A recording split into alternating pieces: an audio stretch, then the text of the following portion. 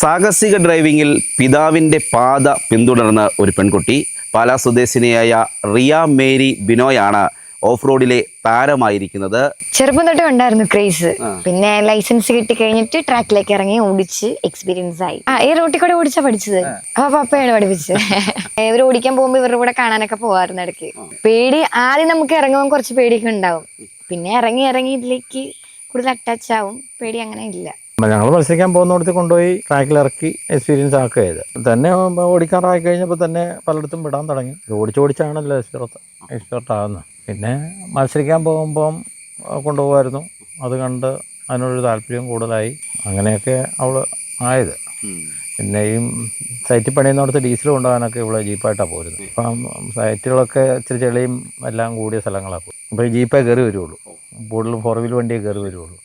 അപ്പം അതിനൊരു പ്രാക്ടീസ് ആണല്ലോ. കാണുമ്പോൾ പേടിയാവും, പക്ഷെ നമ്മൾ ട്രാക്കിലേക്ക് ഇറങ്ങുമ്പം സിമ്പിൾ ആണെന്ന് നമുക്ക് തോന്നുള്ളൂ. അത് കഴിഞ്ഞ ദിവസം പെരുമ്പാവൂർ വെച്ച് ETC നടത്തിയ ഇവന്റ് ആയിരുന്നു.